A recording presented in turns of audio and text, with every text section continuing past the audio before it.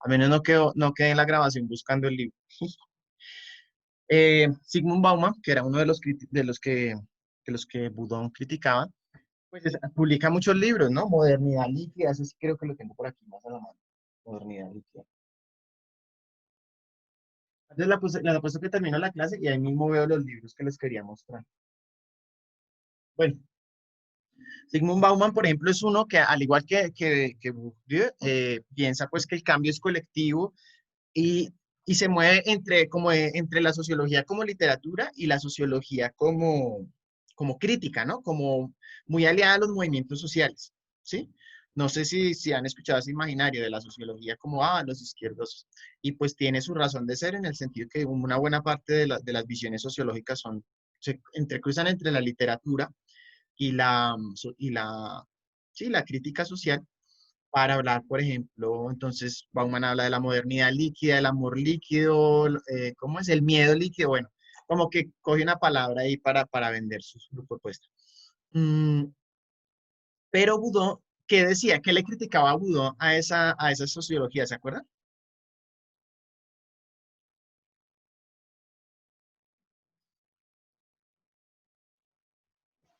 Pues como que lo que yo me acuerdo es que había empezado como con la cognitiva, entonces que era fundamental esa cognitiva a pesar de que a la gente le gustara más la literatura y eso, pues que era más práctica.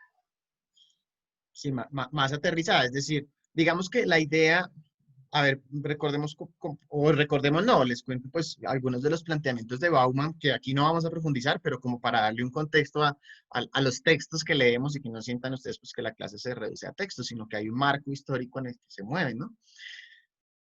Eh,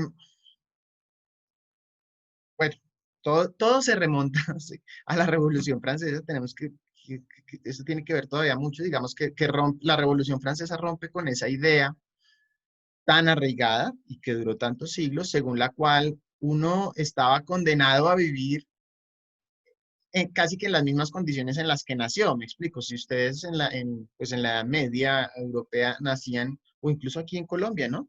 Si uno nacía siendo afro, en la Nueva Granada, pienso en lo afro porque digo que soy un poquito afro, un poquito.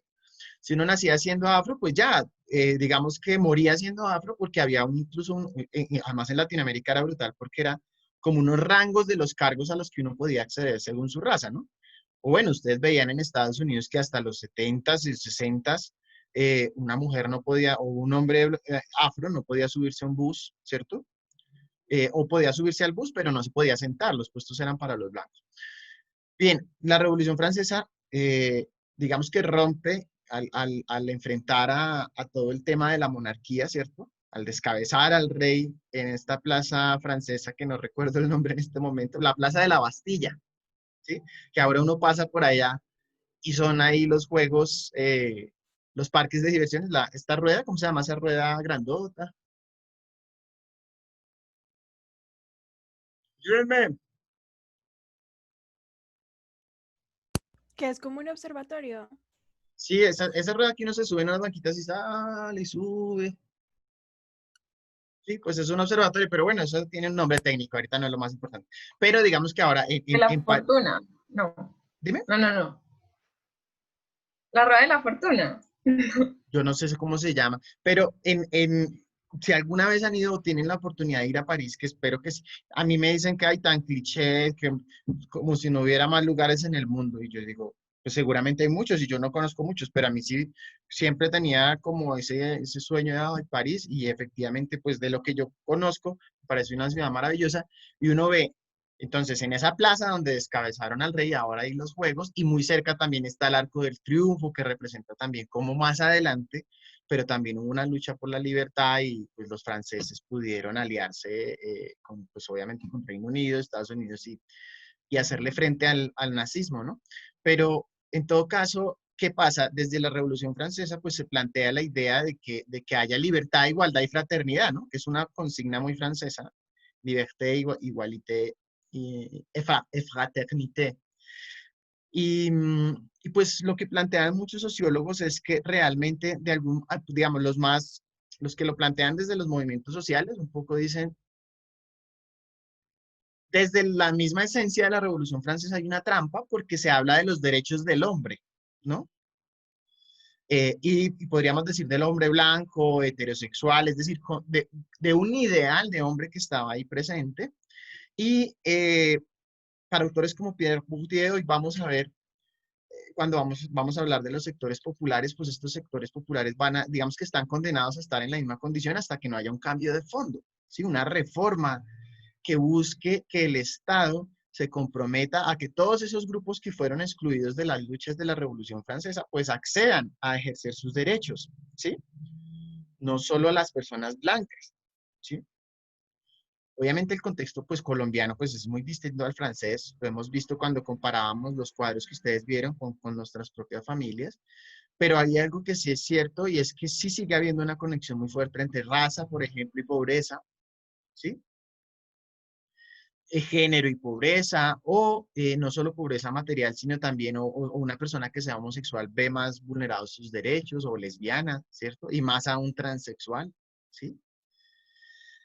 Eh, pero sí es muy diferente pensar que para cambiar la sociedad hay que hacer un cambio colectivo a lo que vamos a ver más adelante con Giddens, que va a plantear que es más, o sea, Giddens es como un poco más optimista y dice, venga, no lo vea como que la Revolución Francesa fue una trampa, ¿sí? Un engaño, ¿sí? Hay una canción de Manu Chao que pensé en este momento. Todo es mentira, ¿no? Esa idea de que todo es mentira, sino que lo que pasa es que eso que pasó, o sea, que le hayan quitado la cabeza a un rey, es un proceso que no acaba de terminar, ¿sí? Por eso casi que uno pudiera decir, no está tan desconectado lo que está pasando en el Cauca, que grupos indígenas, miren, no blancos, ¿sí? No europeos, no colonizadores, estén tumbando simbólicamente también la cabeza de una figura blanca, de un hombre, ¿cierto? Español, si no estoy mal, obviamente faltaría aquí ser más preciso con el dato histórico, pero desde el punto de vista de Giddens es, bueno, ¿cómo continuamos avanzando en ese cambio? Y tiene que ver con algo individual, ¿cierto? Y ustedes van a decir, bueno, ¿y todo esto qué tiene que ver con la publicidad, profe? Bueno, pues justamente para que pensemos y sintamos, recuerden lo que nos decía Bauman, que el pensamiento, ¿para qué nos sirve el pensamiento sociológico según lo que veíamos al principio con Sigmund Bauman? Ah, quemar dos créditos, profe.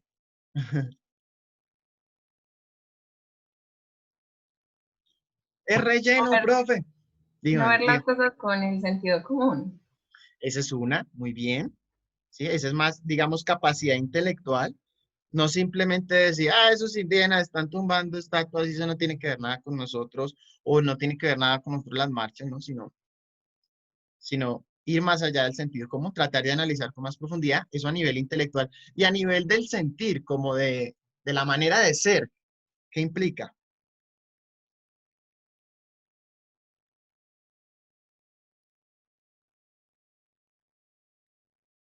Díganme que ha valido la pena este curso, que no están botando la platica a sus papás a ustedes.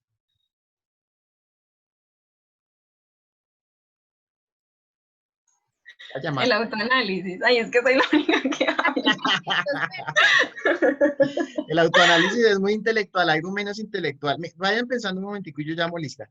Porfa, hagamos una cosa, voy a buscar los libros para que sea más completo el análisis con los libros. Mientras tanto voy a apoyarme en uno. Alba, Juan Pablo, Hola, profe. Santiago Álvarez. Hola, profe. Sí, ven acá estábamos. Valentina Arcila. Profe Valentina amaneció sin internet. Ah, bueno, gracias. Ah, no, entonces ella es la única que falta porque estamos. Ah, no, me falta otra persona. ¿No? Ella es la única que falta, listo. Pues ya le pongo aquí chulo a todos. Chun, chun, chun. Bueno, a propósito del amor,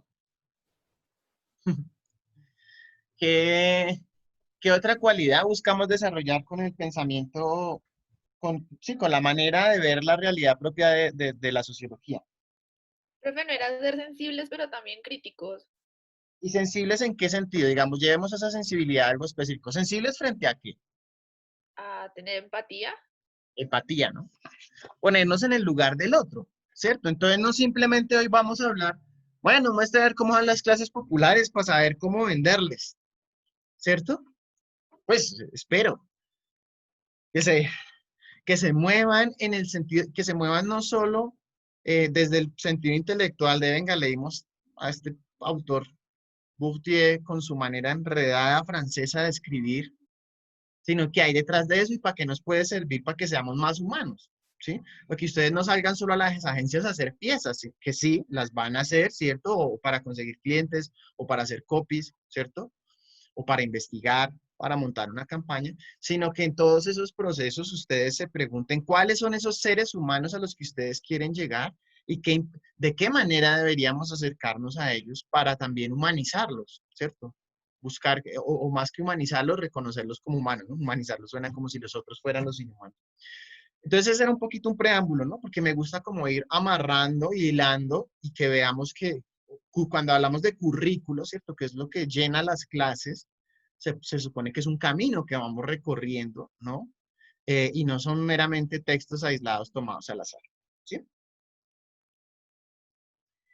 Ya que encontré el libro, sí, miren, o sea, entonces, esto es lo que critica Boudou un poco, que dice, pues es que hay autores sociólogos que escriben muy bien, Bauman escribe muy rico, y ustedes se pueden leer todo este libro y hay muy poca estadística, por ejemplo, no hay los grandes esquemas que nos mostraba, por ejemplo, Pierre Bourdieu, sino es más el drama, es un tema más dramático, ¿no? Como eh, en la medida en que vivimos en un mundo en que ya no tiene autoridad propiamente las monarquías o la iglesia, entonces ya lo que pega las relaciones, ese pegamento de las relaciones ya no es hasta que la muerte los separe, ¿no? Algunas estadísticas que de pronto enuncia este libro es pues la caída de los matrimonios por la iglesia. Cuando digo caída es estadísticamente disminuyen los matrimonios católicos, aumentan los civiles.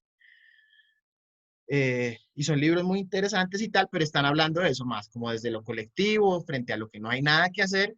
Y Boudou lo que critica de esto es que, y para volver a lo de las marchas, dice Boudou, me gustaría que ustedes lo recordaran, pero ¿cómo les hago una pregunta que los lleve a detonar eso?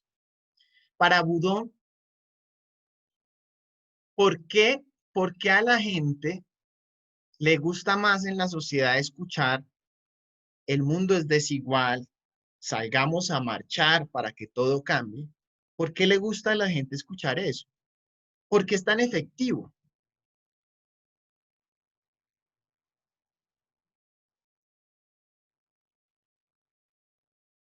Yo me acuerdo que hablaban como de un tema de verdad, algo así, pero no me acuerdo muy bien. Algo relacionado con la verdad. Es sobre el criterio de útil e inútil, ¿no?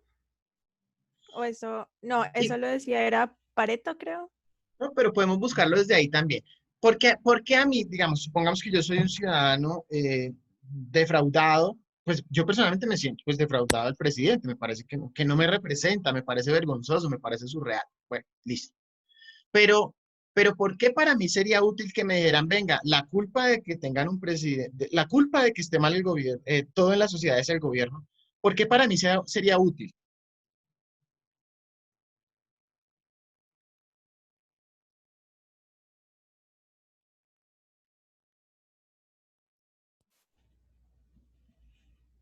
No sé cómo para como limpiar la conciencia propia de que quizás no es la culpa mía, sino de los Exacto. demás, es del presidente. O sea, yo no fui la que hice la decisión, sino es Sí. mi jefe de Es el Estado. gobierno, entonces salgamos a marchar y exijamos. Y ojo, yo no quiero, pues porque a mí me dice la rectora, imagínense que había un día que había marcha, ¿no? El año pasado.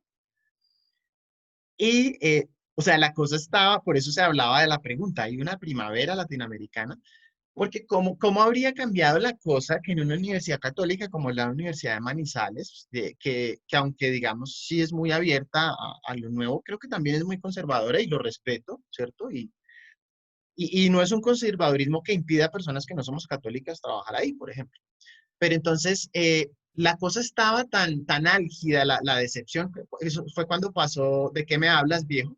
Que entre otras cosas dio lugar a la sección ¿De qué me hablas, viejo? En el canal de Wally Opina, que si no lo conocen se lo recomiendo, muy chistoso. ¿de qué me hablas, viejo? ¿No? Eso indignó tanto que, por ejemplo, en esta universidad nos dieron permiso para salir a marchar. Eso yo nunca lo había vivido. Yo trabajaba en diferentes universidades privadas, conservadoras. Por ejemplo, Uniminuto, ¿cierto? Que son conservadoras, pero con ciertas cercanías, coqueterías con los movimientos sociales. La Universidad Católica apoyó de frente el plebiscito de paz, ¿sí? O Uniminuto, el padre Rafael García Herreros era un hombre crítico y a veces ponía el dedo en la llaga de las élites que tenían mucho y las masas que tenían poco, ¿no? Pero en todo caso, entraba yo ese día fui a trabajar normal y me encontré a la hermana rectora, la hermana Elizabeth, y me dijo, ¿y usted qué hace acá? Usted no es pues antropólogo. Entonces yo le dije, sí, hermana, pero soy un antropólogo raro. Resulta que aunque trato de ver críticamente la sociedad, coincido mucho con Budó. Y créanme que este texto yo también lo conocí este semestre con ustedes con la renovación del currículo.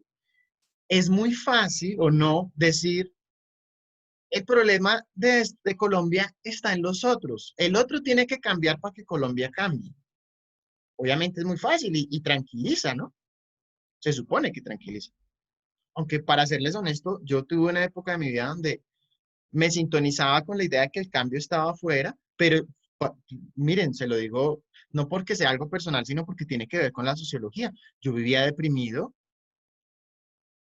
En la época en que Uribe bombardeó Ecuador y que asesinó a un guerrillero y que lo justificó, yo lloraba literalmente a propósito de la sensibilidad sociológica, porque me aterraba no solo lo que había hecho, sino como era tan pobre el liderazgo en Latinoamérica que de pronto Correa hacía un contrapeso, pero realmente Uribe con el discurso, había una cumbre de la OEA, de la Organización de Estados Americanos, y Uribe con lo que llamaban algunos autores en su momento el embrujo autoritario, hablaba también que de cara a los medios de comunicación su argumento parecía el más plausible y sensato.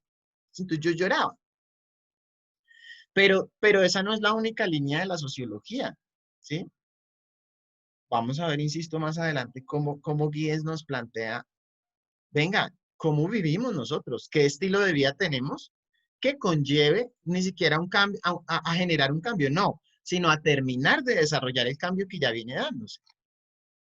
Sin ser completamente pesimistas. Sí, Colombia está muy mal, pero preguntémonos cómo estaba hace 50 años, ¿sí? En diferentes esferas. ¿Cómo era Colombia hace 50 años? O si quieren, pónganle 100. Para las mujeres, para los LGBT, ¿sí? En fin, hoy estoy inspirado. Pero voy a parar ahí para que ya entonces comencemos a considerar, listo, vamos a hablar de un sector específico, los sectores populares, que los sectores populares incluirían a cuáles franjas de la sociedad, de las que nos hablaba la clase pasada Stillerman. Sectores populares. La clase obrera. Clase obrera, sí, ahí yo tengo la duda de si también está metiendo a la clase, al sector pobre, no sé, creería No, que se centra más en pues la popular. No. pues de lo que yo, pues de lo que yo analicé en el texto, él lo separa como clase obrera y trabajadora y luego aparte de los pobres, o sea, como lo más bajo, pero los diferencia de la clase obrera. Ujú.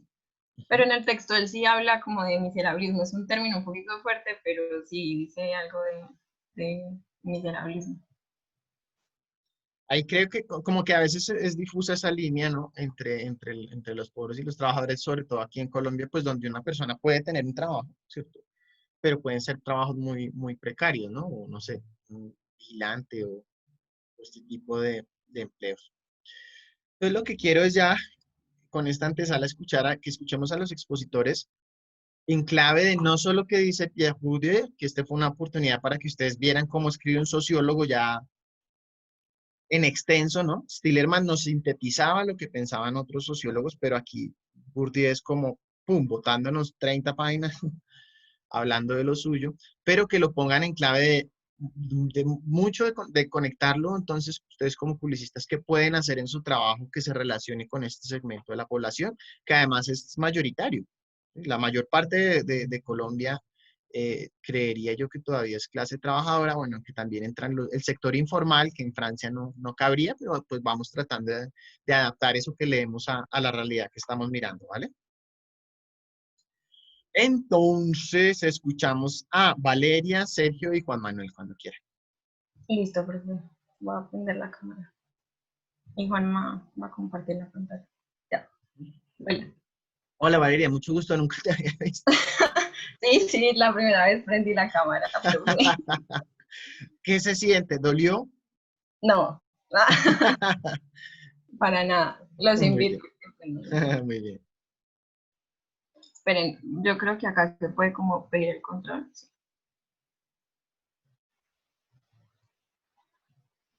Ahí te lo pedí. No sé, ¿te aparece algo, Juanma? Ya no, ya, yo ya estoy viendo. No, sí, pero es que le pedí el control para yo poder pasar las páginas. Ya, ahora sí ya. Ah, Entonces, listo. Entonces, mi nombre es Valeria y los compañeros con los que hice esta presentación son Juan Manuel y Sergio.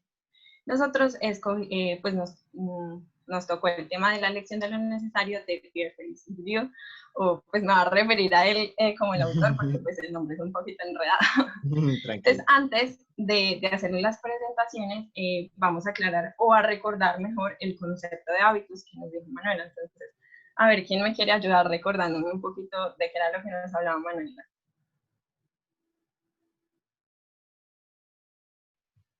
Vamos, vamos. Están ahí, como dice el profesor. Vean, para los que son un poquito más de memoria como visual, ella nos presentaba ese ejemplo con un piano, con una foto de un piano y abajo alguien estaba enseñándole algo. Entonces, a ver si se acuerdan. Uy, hola. A ver, Sebastián, ayude. Recuerden el compromiso que hemos adquirido, o al menos que yo les he propuesto adquirir, y es que quienes normalmente no hablen, que se lancen a hablar, que se obliguen a hacer lo contrario a lo que hacen. Si quieren, como para que Bueno, se yo siempre motiven un hablo. poco, alguien entonces que no haya hablado mucho, para que se motiven un poco, esa habilidad de hablar cuando uno no quiere hablar es muy útil para la conquista, ¿sí? Para que le caigan al chico, a la chica, o al chique.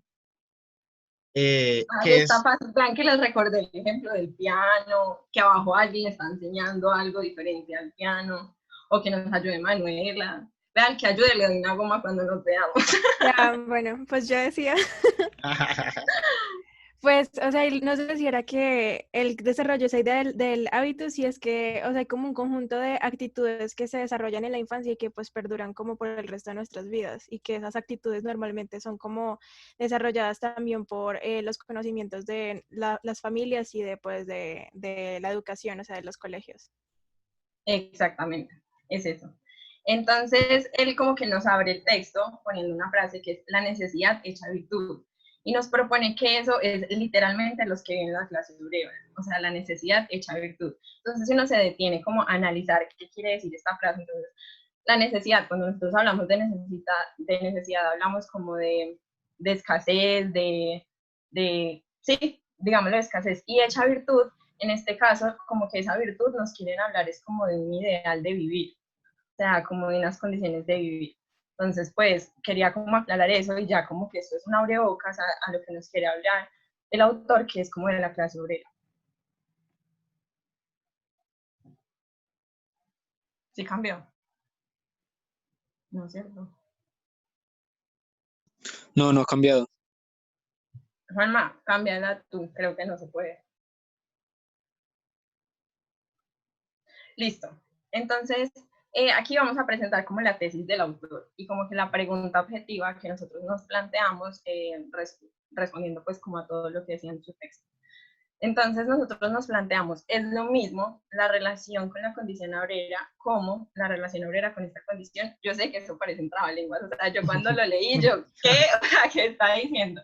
Entonces, lo vamos a explicar por partes. Entonces, la relación con la condición obrera, la relación de quiénes con la condición obrera. Entonces tenemos la visión burguesa y la visión como de los intelectuales. Acuérdense como que él no subfraccionaba como esas clases más grandes o esos grupos más grandes.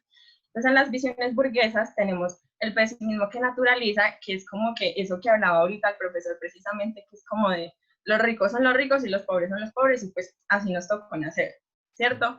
Y por otro lado está como la revolución idealista, que es como que todo está bien.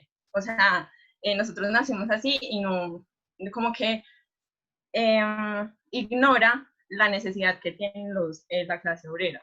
Y por otro lado tenemos a los intelectuales que entienden la situación y como que intentan protestar con ellos, pero igual no tienen el hábitos, entonces va a ser muy complicado que ellos como que entiendan su experiencia. Entonces, con todos estos nos damos cuenta que no es suficiente para entender la experiencia de los obreros. Entonces, ¿cuál es la experiencia? Que es de lo que les vamos a hablar durante todo el texto, que es como el principio de la conformidad, el gusto a la necesidad y los efectos de dominación de la condición obrera. Entonces, estos son como esos condicionamientos que sufren y viven a diario las condiciones obreras o pues los pobres, por decirlo así. Y ya sigue Sergio. Me pasan la presentación, por favor.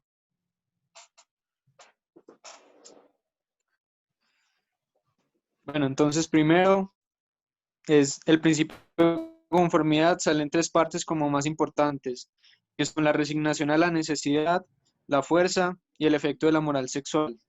Bueno, empezamos como que el principio de la conformidad es como el llamado a mantener las costumbres como con las que uno nace. Si un pobre nace pobre, se tiene que quedar pobre.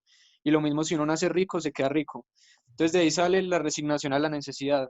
Es por ejemplo cuando ya la gente dice, no, yo nací pobre, ya me toca quedarme así. O sea, cuando ya como pierden, por decirlo así, la ambición. Entonces de ahí salen las llamadas al orden dentro de la misma clase en la que nacen. Por decirlo así, se los voy a poner con un ejemplo. La mujer de un obrero entra a una tienda donde solo entran, por decirlo así, burgueses, la clase alta, y quiere comprar un vestido. Entonces otra mujer de otro obrero va pasando por ahí y la ve. Entonces va a decir como, ¿esta quién se cree? Si esa tienda no es de nuestra clase, ella se cree rica. Entonces, por decirlo así, se crea como una llamada de atención dentro de la misma clase. Entonces de ahí sale el realismo de los populares. Entonces, que es como manifiesta que siempre tienen que quedarse como, o sea, que tienen que ser realistas dentro de su misma clase. Por ejemplo, si nos tocó ser pobres, tenemos que comer la comida que comen los pobres, la ropa que vestimos los pobres y así. Lo que causa el efecto de enclaustramiento, que es como que se crean burbujas dentro de las diferentes clases que se aíslan. Ahí vemos, por decirlo así, un paralelo entre un museo y la televisión. Eso es una diferencia en la que nos habla el texto, que en las diferencias, por ejemplo, del entretenimiento que tienen, pero que también tienen en común. Por decirlo así, los pobres también tienen acceso a los museos y a los libros, pero ellos no lo hacen, o sea, no van a museos ni leen libros, porque ellos ven como la cultura como una actividad para ricos, en cambio ellos prefieren ver televisión. Entonces ahí sí se va creando el enclaustramiento social. Entonces ya se van dividiendo como las costumbres de los ricos y las costumbres de los pobres. También se ve como en lo que hablan, en su compartir. Por decirlo así, los ricos prefieren no hablar de televisión porque lo ven como una actitud, como una actividad de obreros que solo se echan ahí a ver televisión. Y los obreros no van a hablar de museos, ni de conciertos, ni de teatro, porque lo ven como una actitud de ricos a las que, o sea, lo ven como muy distanciado y como que no les interesa. Entonces de ahí pasamos a lo que es la fuerza, que es como ahí habla mucho de la clase obrera, que es como su valor para la sociedad. Ahí es cuando la clase obrera se da cuenta que como su único valor para la sociedad y como los perciben los ricos, es como por su fuerza física, como por los que siempre tienen que trabajar, los que tienen que, los que siempre tienen que estar como en las construcciones, en las fábricas. Entonces ahí cuando los obreros se dan cuenta de eso, muy poquitos empiezan como a dar un efecto de reacción. Y es cuando comienzan, por decirlo así, los paros o las marchas, que es cuando dicen, si a mí me están tratando mal y no me permiten, por decirlo así, avanzar, y la única manera en la que yo los puedo, por decirlo así, hacer que me noten es dejar, o sea, dejar de utilizar mi fuerza para trabajar para ellos, a los contramaestres que son los jefes de los obreros, es como, ahí se genera, por decirlo así, como lo dije, los paros. Entonces cuando se dan cuenta que la fuerza es como lo único, como que los perciben para la sociedad. Entonces ya como lo último sería el efecto de la moral sexual. En el texto hablan de un machismo muy fuerte, más que todo el autor, y como de la Francia es creo que de los 70, de los 80.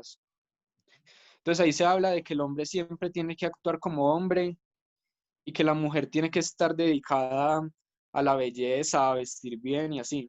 O sea, el hombre está vedado de todo lo que tiene que ver con la belleza. Y eso más que todo se ve más estrictamente en las clases altas. O sea, mientras más sube la jerarquía social, más se ve como el enclaustramiento que tienen que estar en cierto estereotipo. Pero sin embargo, algo que nos dice el texto es que el índice de homosexualidad va creciendo mediante sube la jerarquía social. O sea, hay más homosexuales en las clases altas, o al menos reconocidos, que en las clases bajas. Entonces eso causa también un efecto muy fuerte, por decirlo así, de rechazo en las clases altas a los homosexuales. Entonces ya voy a decir unos ejemplos que nos dice el texto, como de las clases altas y de las clases bajas. Por ejemplo, los obreros perciben todos los trabajos no manuales, todo lo que no tiene que ver con fuerza, con trabajos afeminados. O sea, que ellos perciben como la masculinidad, la virilidad con la fuerza.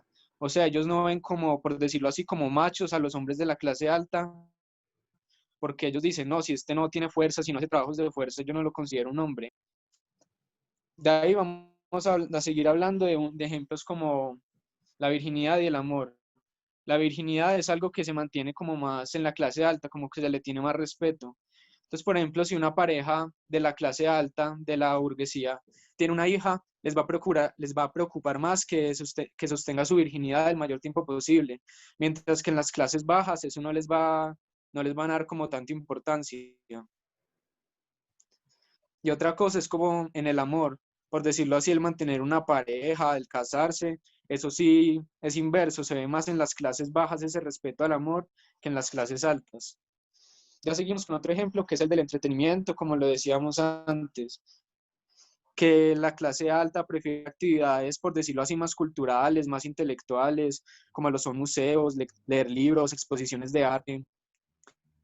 Hablando de deportes más exclusivos como el tenis, el golf, y en cambio la clase obrera como cosas más masificadas, como la televisión, si es un deporte podríamos poner un ejemplo que es el fútbol. Y ya en la comida también nos hablan de como de cierta, o sea, como de cierta inclinación dependiendo de la clase. Por decirlo así, nos decían que en los desayunos, el índice de alimentos azucarados, por decirlo así, para un desayuno, pancakes, fresas, frutos rojos, yogur, eso se ve más en la clase alta. Y va bajando ese índice de, por decirlo así, de consumo mediante va bajando la clase. Lo que pasa inversamente con los alimentos salados, lo que son la sopa, los huevos, el salchichón. Y si tienen la oportunidad, la carne es lo que más comen los obreros en las clases bajas. Porque como dice el texto, es algo como que necesitan más proteína y más fuerza por el trabajo físico que hacen. Como lo podemos ver, por decirlo así, un ejemplo, en Colombia uno ve que un almuerzo de un obrero o de un ruso en Bogotá sí, siempre va a ser mucha papa, carne, arroz, calentado, o sea, comen demasiada comida, porque la verdad es que gastan mucha fuerza física en lo que es construir una obra. Y bueno, ya sigue Juan Manuel. Sigo yo. Bueno, el gusto a la necesidad. Entonces, bueno, esto es como otra condición que nos plantea el autor, que, por ejemplo, es un ejemplo que podemos ver es el sentimiento como de despilfarro, o sea, como lo que nosotros llamamos malgastar la plata. Entonces, como que en las condiciones obreras se ve mucho como eso. Y nos muestra un ejemplo que a mí me pareció muy útil, que es una propuesta de matrimonio. Entonces, por ejemplo, se gastan millones en el anillo, pero del otro lado vemos como que ellos ni siquiera tienen envidia, por decirlo de alguna manera, por ese anillo, sino por yo que hubiera hecho con ese anillo. Entonces es como que ellos, según el autor, no logran como identificar que esa inversión les permite acumular un capital social y cultural, que era de lo que nos hablaba Manu como hace 8 días. Entonces en esto vemos una cosa que los franceses llaman como el arte de vivir, que a mí me pareció súper interesante, porque pues, lo usan, pues todavía se escucha mucho en películas, bueno, etc. Y como que en ese arte de vivir marcan muchísimo las diferencias, porque entonces está el que, como que el que sabe hacerse servir, que sería en este caso como los burgueses, el que hace como que el que quiere hacerse servir, pero en realidad eso tuvo un nombre que se llama los advenedizos, que son como impostores. Y yo, venga, eso hay tanto en Manizales. O sea, en Manizales es súper claro. Pero es verdad. Entonces, pues está como esa y está los que sirven. Entonces, pues como que siempre se van a ver como los extremos de todas las cosas. Por otro lado, bueno, entonces esa conclusión es como que nosotros simplemente no podemos ponernos en los extremos de las posiciones porque pues igual no lo entendemos, porque es como yo en verdad hubiera hecho algo muy diferente con esa plata que él se gastó para ese anillo. Entonces como que ponerse en los extremos es bien complicado. Por otro lado tenemos como la estilización de vida. Entonces, que esto es súper enredado, pero bueno. Como que por un lado tenemos que a la clase obrera le gusta lo práctico y lo funcional.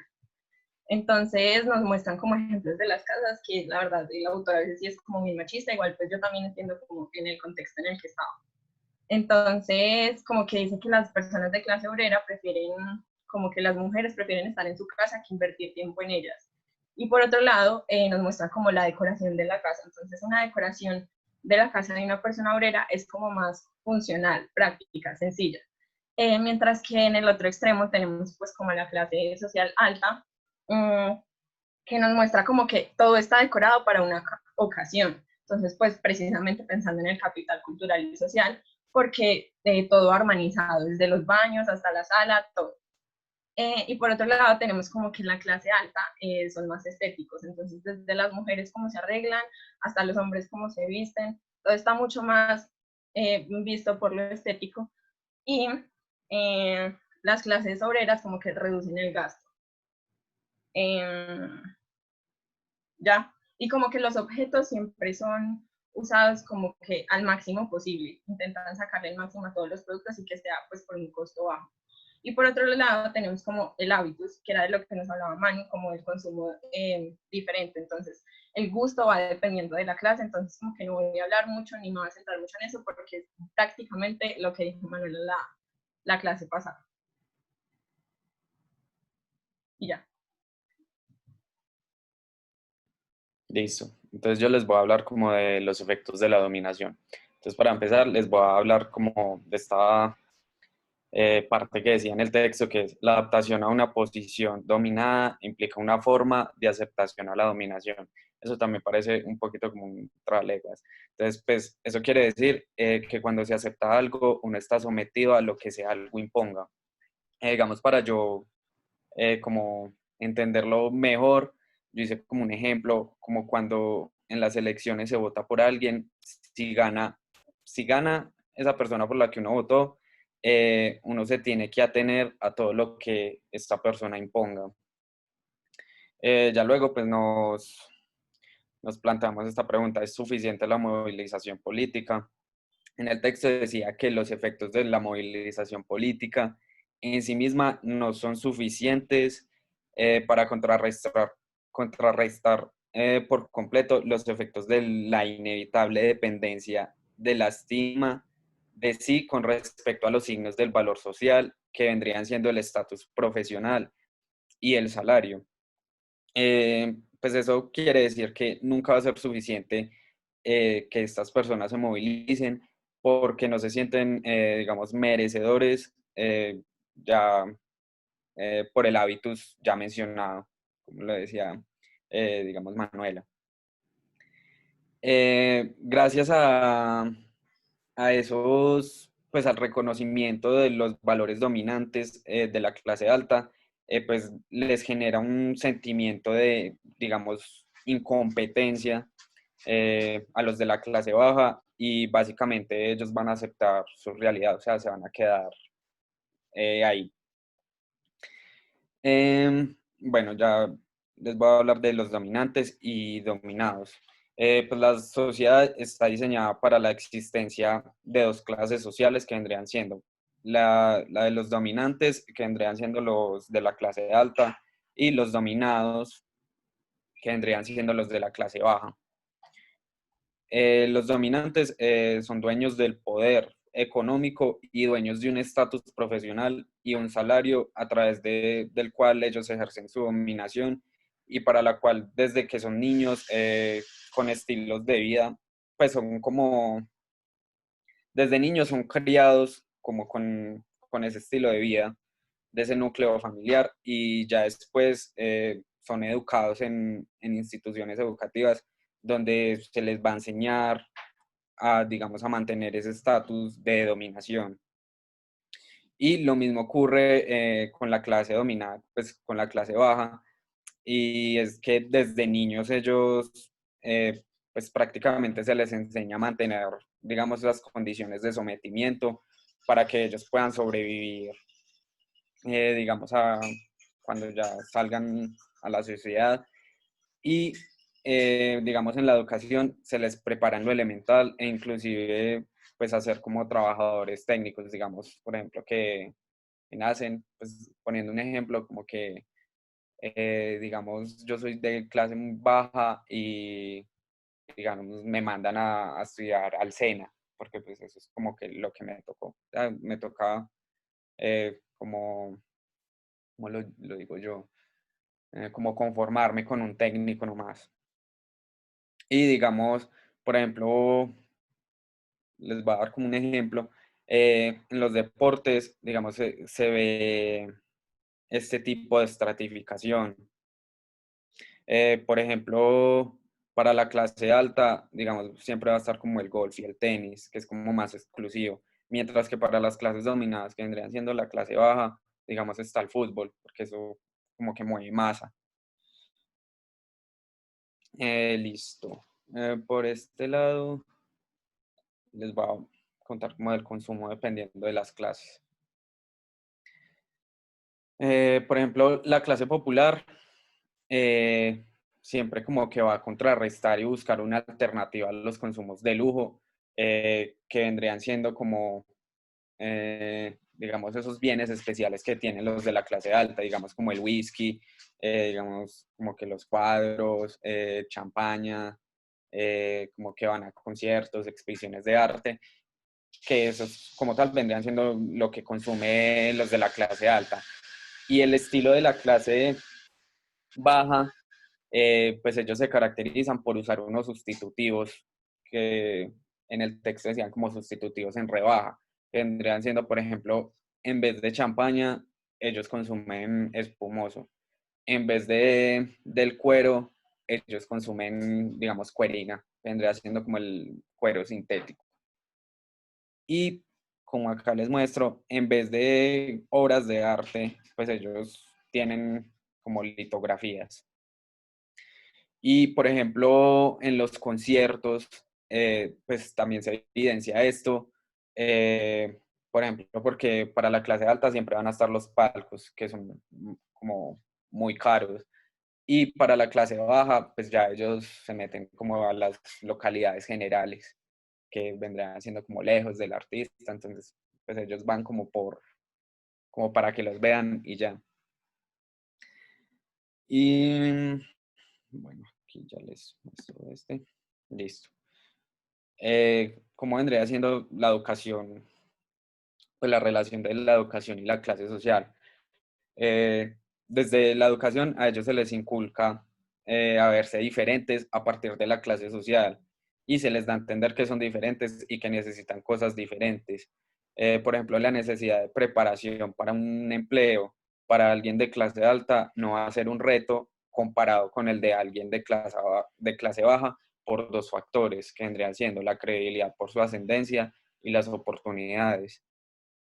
Por ejemplo, la credibilidad por su ascendencia, es decir, que alguien es más apto o que podría ser más adecuado debido al nombre que trae o el apellido y sea más probable que se desempeñe bien solo por tener un buen nombre. Y las oportunidades que la oferta de oportunidades en ambos extremos de la sociedad no va a ser la misma. Digamos, no es comparable las oportunidades educativas o formativas para alguien de clase baja como los que tiene los de clase alta. Por ejemplo, también pues me parece pertinente mencionar algo que no está como explícito en la lectura, pero me parece algo muy relacionado con el tema, es la exclusividad del desarrollo cultural de las personas. Pues menciona como considerar la existencia de una cultura popular contribuye a la alienación de esta como un ente que se concibe menos que el otro, o sea, que admite la existencia de una cultura superior. Y pues ya como, digamos, retomando la idea principal, a veces se presume en la sociedad que las actividades de enriquecimiento cultural no son para las clases sociales bajas, porque digamos que ellos no las entienden o que no influyen o que no son de su interés. Y pues este comportamiento discriminativo, por así decirlo, termina por estigmatizar más a las clases trabajadoras o bajas, como pues mencionan en el texto, y pues, reforzaría ese odioso estereotipo de, como de inculto por medio de una práctica en la cual se restringe el acceso a dicha cultura. Listo.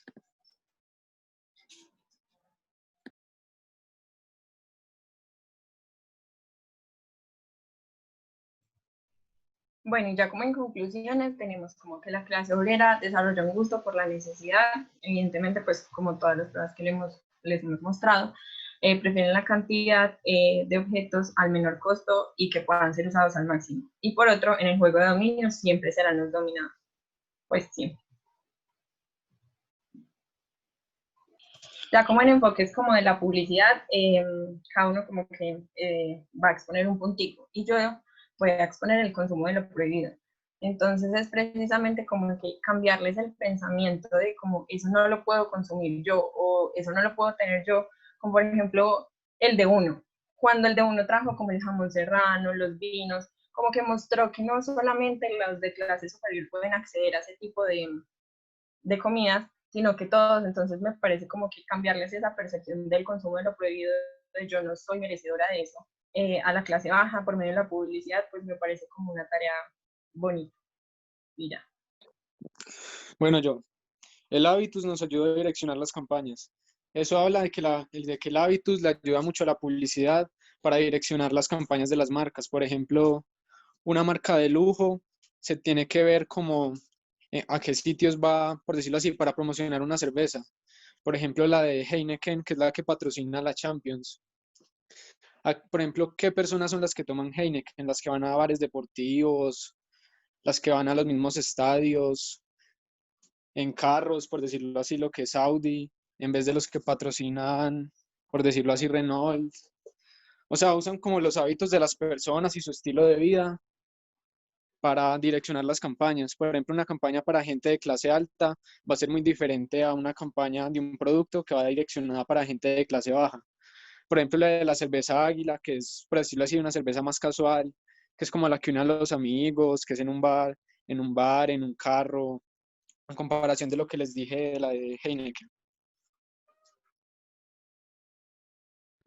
Y, digamos, mostrar por medio de la publicidad los sustitutivos. O sea, va a haber publicidad para todo, digamos, para los productos que son de alto costo y los que son similares, pero pues como más asequibles para todo el mundo.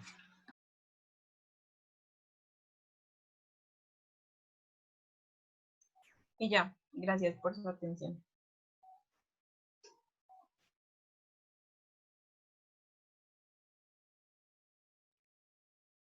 Bueno, un aplauso para Valeria, Juan Camilo, ¿verdad? Y Sergio. Juan Manuel. Juan Manuel, perdón, le cambié el nombre. Juan Manuel, es que se me perdió aquí en la pantalla. Juan Manuel. De verdad, los felicito por un excelente trabajo. Yo creo pues que una de las claves, o al menos como yo lo veo de un excelente trabajo, no es solo que haya una comprensión, que creo que la hubo, y una comprensión de un texto creo que se dieron cuenta que no era fácil, como ustedes mismos lo dijeron. Y eso ya de por sí, pues es un gran mérito. Pero además una apropiación y casi que un apasionamiento les sentí con el texto, de tal manera que termina siendo muy agradable, ¿sí? Casi que es como una de las, así como en el ejercicio, yo con mi metáfora del ejercicio físico, pero es que me parece muy útil. Así como sí, voy a poner el ejemplo. Tenía una pereza, pero inmensa, monumental de hacer pereza hoy. Vea, tenía pereza de hacer pereza. Tenía pereza de hacer ejercicio. Y eso que yo no hago mayor cantidad, hago 20 minutos por mero cardio, o sea, solo porque habito en un cuerpo humano. Y lo hice, como digamos, con una jartera, que me imagino que es un poco la jartera cuando ustedes llegaban a esas frases. A mí me pasa cotidianamente con diferentes asuntos. Estoy leyendo y, pero ¿qué diablos dice acá? O sea, ¿por qué no lo dice más fácil, cierto? Yo no sé, pues digamos, no soy experto pues en la cultura francesa, pero me imagino que hay algo en la cultura francesa que hace que sean enredados, ¿sí? Y sin embargo tienen muchos méritos, pues es una sociedad muy desarrollada, pero sí es muy difícil de leer. Entonces, así como a mí me daba pereza hacer ejercicio, me imagino que a ustedes les dio pereza en algunos momentos la lectura. A mí mismo me da pereza volver a repasarla cuando digo, uy, ¿por qué no lo dijo en una página, en dos? Pero ya después la recompensa, ¿no? No sé si lo han vivido también, cuando uno hace ejercicio y después, no sé, se pega un baño y después siente como, me sentiría muy diferente si no hubiera adquirido eso, ¿cierto? Y casi como cuando ustedes logran dominar un texto y ya en ese ejercicio de dominarlo ven el fruto y todo lo que se prende, ¿no? Las luces que se les prenden frente a lo que miraban antes, digamos, de una manera automática quizás, pero ahora lo vuelven a mirar, ¿no? Los advenedizos, por ejemplo, o cuando miran lo que pasa en un concierto, ¿cierto? No es lo mismo ir a un concierto a disfrutar que ir a un concierto y comenzar analizando, qué significa estar tan lejos del artista. Y, y en algún momento les decía yo que la sociología a mí incluso me preocupa un poco cuando pongo a leer a Pierre Bourdieu o Pierre Bourdieu, como sea más fácil pronunciarlo, porque al mirar a los otros también nos miramos a nosotros. No sé si vivieron esa experiencia, de pronto quisieras escucharles un poquito de eso, como que uno dice, ve, y entonces ¿yo qué soy? Soy un Sí, no. advenedista. Y cuando tú hablabas como del hecho de que se apasionaron por el texto, pues a mí sí me pasa. O sea, a mí me gusta esta clase, me gustan estos temas, me gusta el hecho de como entender lo que está pasando alrededor mío, pues como la antropología y esto. Aunque es muy difícil porque yo empecé el texto y yo empecé este texto, sin mentirte, por ahí 10 veces. Y lo empezaba y lo dejaba, lo empezaba y lo dejaba y yo, no entiendo, o sea, No pasaba del primer la primera párrafo. frase decía, ¿qué? Está todo enredado. La primera frase literal era necesidad de chavitud, y yo, ¿qué quiere decir con esto? Entonces, y ya después la frase que les mostré a todos, como para que vean la complejidad del texto. Entonces, pues sí, fue un proceso muy chévere y obviamente uno en el proceso se empieza a decir como yo clase soy, o si en algún momento he hecho que alguien como que se sienta diferente a mí, entonces sí, es muy chévere. Qué bueno, no, de verdad, felicitaciones. Y además, veo que no solo lo comprendieron, sino que lo lograron transmitir muy bien con el uso de imágenes, o sea, hablaron muy fluidamente, o sea, se vio como o sea, como que tenían un guión, pero no estaban ahí dependiendo de lo escrito, o sea, sí sentí momentos de apoyo, pero no, o sea, como les dijera yo, sí, puntos de apoyo más no completa dependencia de la lectura. Los felicito, las felicito, muy claro, de verdad, me gustó muchísimo, muy buen trabajo. ¿Qué más aquí destaco? Me encantó también, hombre, que pues a veces puede ser sincronías o casualidades, no sé, que venía yo como con esa sensación, incluso no planeada, yo no planeaba hoy conectar lo que está pasando en Colombia con la línea del curso y los textos, y mira que después, Valeria, tú cuando haces la entrada, que creo que, mira que sí creo que es sincronía en el sentido que lo tenían ahí en la presentación, ¿no? Tenían como algunas preguntas para reconectar con lo anterior. Y eso me gustó mucho porque, o sea, muestra como, ¿cómo se llama? Fueron disruptivos en el sentido que la exposición no les dice, la guía de exposición no les dice, conecte lo que van a presentar con lo que venía de antes. Y entonces ustedes logran algo que en algunos casos es un intento fallido cuando ponen algo adicional a la exposición, pero lo básico no lo cumplen bien, entonces queda como un poco un Frankenstein porque la parte que tenían que hacer bien no estuvo bien y le ponen otra que confunde, pero no, ustedes hicieron bien la parte que les correspondía y le sumaron esa conexión histórica que me parece de verdad muy importante para el presente en el que estamos viviendo. Y lo digo no solo por los jóvenes o las mujeres, hombres o mujeres jóvenes. Lo he visto, yo doy clase en otra universidad en nocturno, digamos, en jornada nocturna, y tengo estudiantes de 50, 55 años, 60 años, hasta más, que lo mismo, cuando uno les pregunta por la clase pasada, ¿qué? Es como, algo está pasando, vuelvo y digo, no sé si son en las redes sociales, no sé qué es lo que pasa, pero como que la sociedad es lo de hoy ya. Y yo soy de los que practico meditación y todo, sí, vivir el presente y tal, pero hombre, estar conectados con la historia, entonces muy bien esa conexión. Eh, sí, porque le da un sentido a la clase, ¿no? No es meramente ahí el estorbo, ¿no? La profundidad, miren, pensar con profundidad en una frase, o sea, esa frase que ponen al principio, ¿no? Yo le tomé aquí pantallazo, dame un segundo. Que son frases, este señor, de verdad, a mí me parece brillante, don Pierre Bourdieu, eh, aunque a veces sí, trabalenguas, pero ya cuando ustedes nos ayudan a masticar las frases, ¿no? Ya uno dice, ah, bueno, analicemos eso. O sea, una cosa es cómo me relaciono yo con el hecho de que soy obrero. Ah, no, mire incluso que ahí me iba a perder. Una cosa es cómo se relaciona alguien que está por fuera de esa condición de clase, ¿sí? Con esa clase, cómo la ven.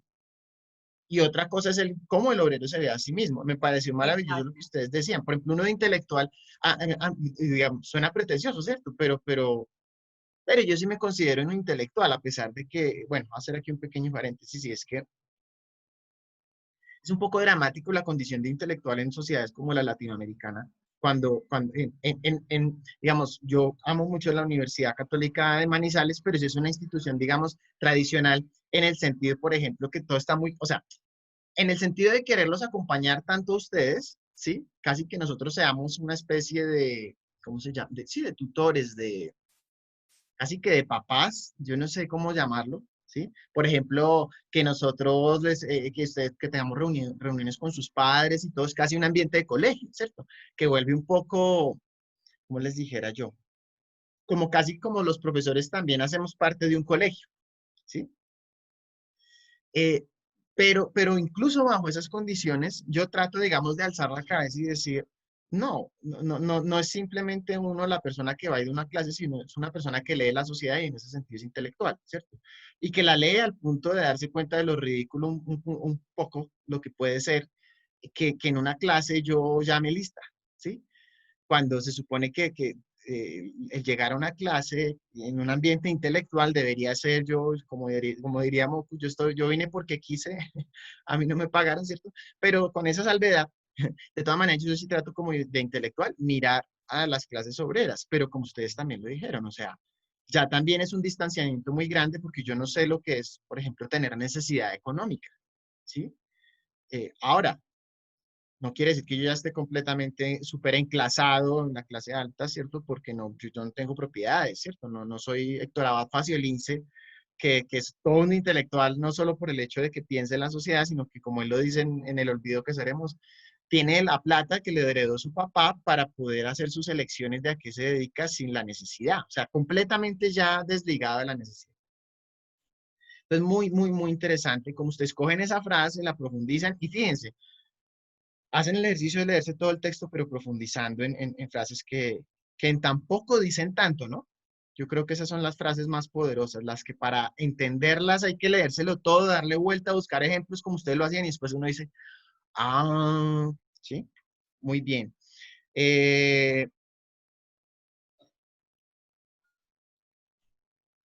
Bueno, hay clases, todo me parece genial.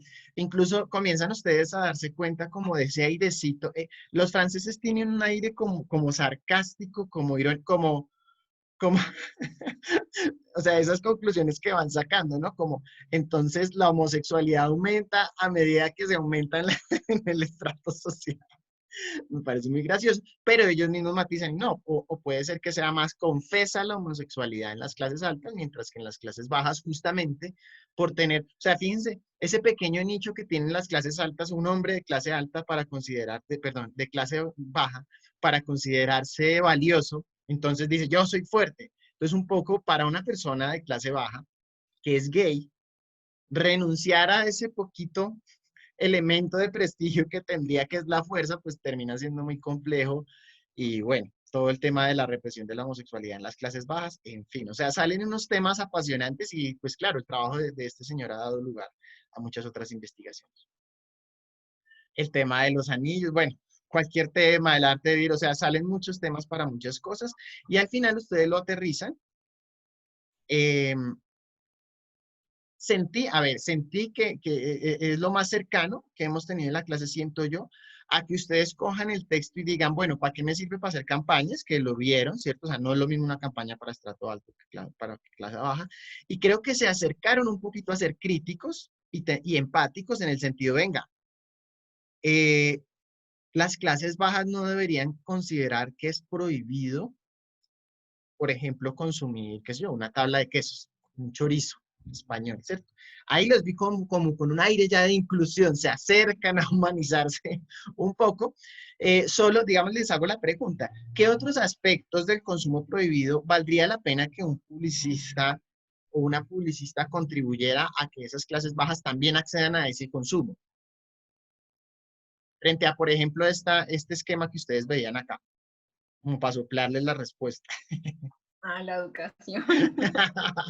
La educación, sí, el consumo, la lectura. Miren, y les digo que para mí, incluso yo aprendo con las clases mucho, no dejo de aprender y de buscar otros apasionamientos. A ver, ya con esta me despido para que hagamos un ejercicio porque sé que llevamos mucho tiempo ya en modo escucha de la mayoría de la clase. A mí me gusta mucho leer. Bueno, ustedes ven, yo incluso puse la biblioteca atrás, también pues por el canal de YouTube que tengo, un poco para, también fue un mecanismo de valorar lo que para mí es mi mayor capital cultural, que es el intelectual, ¿cierto? Si tuviera también el capital económico de un J Balvin para hacer mis videos o mis clases desde no sé, desde una Oye, casa con piscina, pues lo haría también. Mire. yo quiero hacerte una pregunta como de cuando nos hacían el ejemplo de los anillos y que decían que eso enriquecía el capital social y cultural. Yo decía, pucha, pues, o sea, no sé si son épocas demasiado diferentes o qué, pero como que piensas respecto a eso, porque cuando yo lo leí yo dije como, o sea, no estoy de acuerdo, pero pues sí, quería saber cómo, qué pensabas de eso. Pues ahí, mira, para qué te voy a echar carreta, digamos, lo que a ver, me exigiría a mí lo mismo que les propongo a ustedes exigirse, y es no hablar desde el sentido común, o sea, yo no investigaba ese tema, ¿sí? Pero sí, digamos que hay algo evidente, al menos, y que no es sentido común, sino que es un dato, y es que efectivamente este es un trabajo de los 70s, 80s, de la sociedad francesa. Y como lo veíamos con Stillerman, hay muchas cosas por contextualizar en otros contextos, valga la pena. Stillerman decía, ¿recuerdan el único país latinoamericano al que hace referencia Stillerman, donde él menciona algunas publicaciones que han tratado de conectar el trabajo de Bourdieu con esas otras realidades? Por ahí aparecía Chile, ¿no? Escasamente. Pero en Colombia, y miren, les cuento aquí una infidencia del canal de YouTube. Yo siempre digo que ya es lo último y que con esa me despido y sigo hablando. Pero en estos días entrevisté a Fabián Sanabria, que es un profesor de la Nacional, y me dio clase a mí. Bueno, lamentablemente lo entrevisté en medio de un contexto muy, muy denso y es que a él aparecen unas denuncias por acoso sexual que quienes hemos sido sus estudiantes nos hemos volcado muchos a protegerlo en el sentido que no compartimos que porque una persona diga que él la acosó sexualmente sin ninguna evidencia, entonces ya se le haga escarnio público como se le ha hecho en Blue Radio, en fin. Pero ya en términos académicos yo le preguntaba a él como un poco por investigación, como él no estudió directamente con Bourdieu, pero sí con algunos pupilos de esta escuela, de esta tradición, y yo indagaba hasta qué punto se ha hecho investigación con estos esquemas de hacer esos mapas que vimos hace 8 días, traídos a Colombia, y realmente no lo encontré. O sea, me di cuenta que él se fue más por el lado de la literatura, por ejemplo. ¿Sí? Y yo le preguntaba por Boudon, por el texto La sociología que realmente importa y no lo conocía. O sea, me daba cuenta que realmente todavía Colombia no ha sido suficiente, como les dijera yo, esa aplicación de conceptos europeos a la realidad de acá, incluso para criticarlo. Entonces, realmente lo que hay es muchos vacíos de conocimiento, Valeria. Yo creo que sería muy interesante. Además, cuando hay tanto vacío, es muy fácil posicionarse como una autoridad en un campo. Me explico, por ejemplo, si a ti te interesara en el ámbito publicitario todo el tema del comercio de lujo, por ejemplo, pues en este caso los anillos serían uno entre otros artículos ¿cómo se llaman estos? ¿Cuál sería la categoría? Lo que Juan me hablaba, eso eran los hilos de lujo. Los de- Bisutería de lujo, bueno, no sé. Pero una investigación sobre eso podría ser, pues, dilucidar muchas cosas. O sea, las clases altas actuales en Manizales, primero habría que definir qué diablo significa una clase alta acá, porque tengan en cuenta que aquí está el narcotráfico también. Y cómo rastrean ustedes en una investigación que ciertos sectores de la sociedad son o no influidos por el narcotráfico. O la clase alta también en la Más capa. en las joyas, o sea, digamos en la bisutería, ahí habría narcotráfico. Exacto, entonces es muy complejo, entonces yo creo que sería muy interesante, lo que te diría más que darte una respuesta es que bacano que ustedes vayan perfilando preguntas como, bueno, ¿cómo es el mercado de la bisutería y cómo son los hábitos de consumo de las clases altas manizaleñas frente a este consumo? ¿Realmente todavía se dan anillos de ese valor? ¿Todavía el casarse con otra persona es un medio de reafirmar la posición de clase? Entonces ahí ya entran otros asuntos, bueno, y metodológicamente, ¿cómo lo podrías investigar? ¿Cuáles serían las estadísticas? ¿Hasta qué punto se podrían hacer entrevistas? ¿Sí? Una cosa dramática que yo me di cuenta en antropología, yo no sé si sigue vigente, pero el primer trabajo que a mí me impactó en antropología fue de Leonardo Montenegro, que es un antropólogo que hacía un estudio de clases altas en Bogotá. El texto se llama Andrés mucho más que carne de res. Él trabajaba como mesero en Andrés Carne de Res y se fue a investigar los hábitos de consumo, pero desde ese rol de mesero, ¿no? Solo que los meseros de ese restaurante pues se les ubicaba en cierto estrato social. Él logró por amigos engancharse, ¿no? Pasar aquí como en otro restaurante. Igual eso lo siguen haciendo Sí, en carne de res, o sea, es horrible. es súper, eso, él lo analizó como un espacio simbólico, o sea, un espacio donde las clases altas de Bogotá se reafirmaban como tal, ¿cierto? Muy dinámico, porque también como veíamos con Bourdieu, los espacios de clase alta pierden vigencia muy rápido. Ustedes lo ven, vean los bares, ¿no? Es como abre un bar, ¿no? En el que se invierte mucho, comienzan a llegar las clases altas ahí y los advenedizos comienzan a llegar, entonces son las clases altas huyendo, buscando otras. Lo que hizo Andrés, el dueño de Carne de Res, que además es sociólogo, no es casualidad, creo yo, era que él modificaba constantemente el espacio, le invertía, le metía plata, entonces crea también Andrés DC, entonces lo lleva a Bogotá y va migrando, o sea, innova porque las clases altas son huyendo de las clases advenedizas, ¿no? Es muy interesante en Manizales saber hasta qué punto sigue esa práctica Mm, de los anillos. Sería Así ve, muy interesante. claro, entonces lo que muestra la sociología ya en este nivel más riguroso, la sociología que realmente importa, ¿no? Porque en Bourdieu todavía vemos esa sociología dura, ¿no? Cognitiva, sin demeritar la otra. O sea, yo no digo que Bauman no haga investigación, seguro hizo muchas investigaciones, pero es que hay unos sociólogos duros, por ejemplo, Richard Sennett, que aquí no vamos a entrar a ver, pero hace unos estudios que uno dice, este tipo, ¿cómo hace? Pues también es que tienen muchos recursos, o sea, Pierre Bourdieu tenía equipos de 20 investigadores y mucho dinero para irse a investigar. Ojalá ustedes comiencen a pensar también en hacer investigaciones, en seminario de investigación en otro semestre, digan, bueno, yo voy a perfilar una pregunta sobre cierta área. ¿Sí?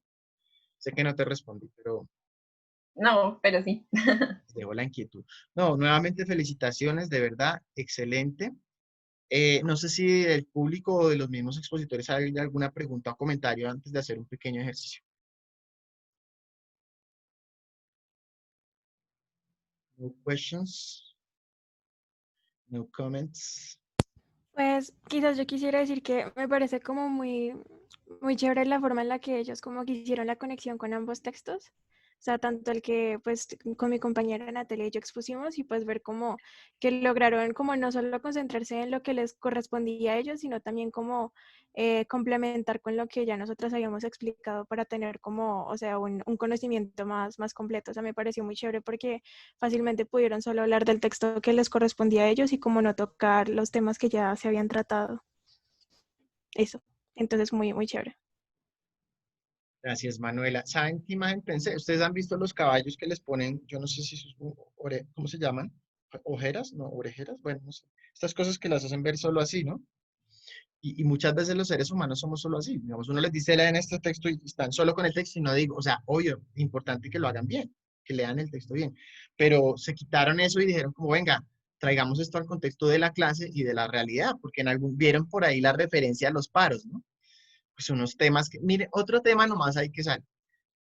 ¿Qué pasa cuando el sector popular, si pudiéramos hablar de un sector popular universal, que ya habría que contextualizarlo, habría que decir de qué país, de qué ciudad, bueno, pero usando la expresión sector popular, construye su identidad desde el lugar de trabajador, de la fuerza, ¿sí? El obrero a ese al que le vende todo héroe merece una Pilsen, ¿sí? Ese obrero al que le apunta ese tipo de publicidad, aunque también toca las clases medias, a mí me conectó mucho ese spot porque yo sentía al final del día que una cerveza era un premio para un héroe, pero no desde lo físico, sino desde lo intelectual. Bueno, pero ¿qué pasaría si esa clase popular se ve reemplazada por las nuevas tecnologías, sobre todo por la industria 4.0? Es decir, lo que se viene para Colombia, aquí todavía no hemos vivido un cambio, o sea, estamos viendo mucho cambio, pero no hemos visto lo que va a pasar cuando cantidad de empleos se pierdan en cuestión de 6 meses, no sé, un año,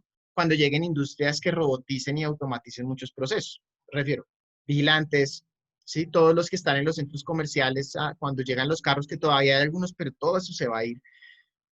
Cajeros, cajeras, ¿sí? Las cajas, aquí todavía las cajas tienen cajeros.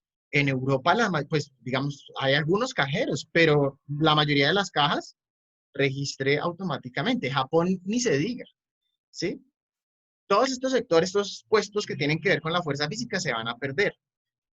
¿Sobre qué van a construir su identidad estas personas que van a quedar en el aire? ¿Qué va a pasar con todas esas personas? ¿Sí?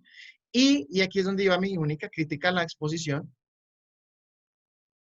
María, a mí le hace una pregunta, ya voy para allá. ¿Qué va a pasar con todas esas personas? Pero la crítica iba más, bueno, y cómo va a ser la publicidad para que las clases populares puedan ir más allá de sus expectativas, ¿sí? Que también una persona que nazca en estrato 2 en Colombia pueda soñar con hacer un doctorado en Harvard si quiere, si no, no, otra cosa, ¿no? O ser astronauta. Y no solo Pero es que soñar, sino que lo puede hacer. sino Sí. que es que lo que yo entiendo un poquito del texto o de lo que nos dice el autor, no sé si estoy cerrada, es como que precisamente eso, esa división, eso no se puede porque como ellos se conciben a ellos mismos. Entonces es como, ok, desde la publicidad sí podríamos mostrarte como ven, puedes consumir esto, pero ya tienes que hacer un cambio tú de persona y de sociedad y toda la historia, entonces es muy difícil, o sea. Excelente. Mira, O sea, ahí como que tiene que comenzó. haber también un cambio mental, Sí, por como un lado, publicitar, por decirlo así, un cambio mental en las sí, personas. cambio de mentalidad. E incluso, fíjense cómo aquí es un poco la crítica de la crítica, ya es un nivel mucho más profundo. O sea, como sí, chévere entender a pie de justicia, utilizarlo, pero también verlo críticamente, porque un poco lo veíamos con Stillerman, ¿no? Que ve a la sociedad muy en términos de que se reproduce a sí misma, como un animal, ¿no? O como una máquina de la cual uno no puede liberarse, ¿sí? Y por eso después vamos a complementar con otros autores. Claro, los entiendo que no hayan sido tan buscando alternativas, porque el mismo espíritu del texto es el cierre, ¿no? Es la imposibilidad, la frustración. Por eso yo les decía que a veces me preocupa poner a leer este autor, Sí, es porque es muy interesante, pero también puede ser muy deprimente cuando uno dice, no, pues no hay nada que hacer. A él le interesa. Es que la gran pregunta de Bourdieu es cómo se reproduce esta sociedad tan desigual. ¿Cómo es que todo sigue siendo igual? Y está por el lado de lo que ustedes analizaban de la dominación, que veían complejo, ¿no? Con Juan Manuel. Es que lo jodido no es que haya dominación, sino que el dominado acepta esa dominación y se ve a sí mismo desde los lentes del dominador. Ese es un poco el juego de palabras. ¿sí?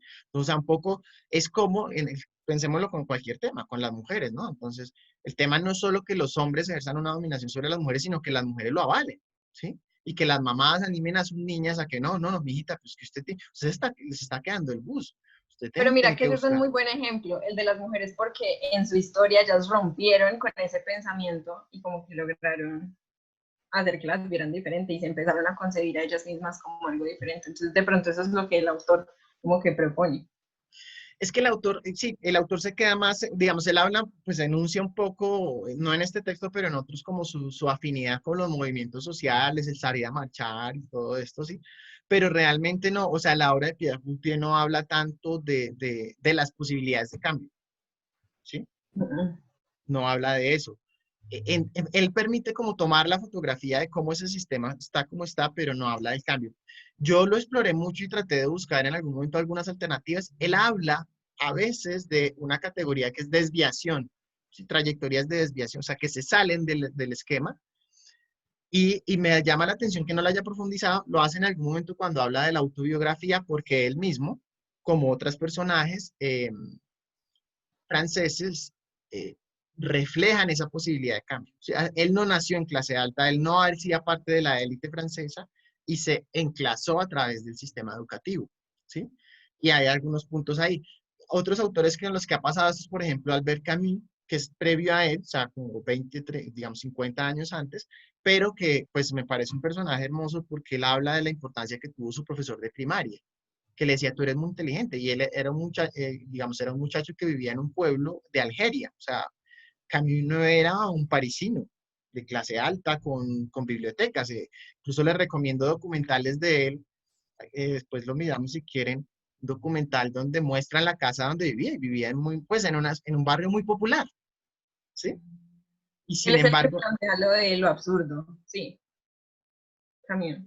Sí, es que a mí me parece un referente fundamental y he escuchado en estos días que no solo a mí, a David Díez, sino que digamos que ayuda a mostrar cómo uno puede ser crítico de la sociedad, pero a la vez moverse dentro de esa sociedad y ser un ejemplo de cambio.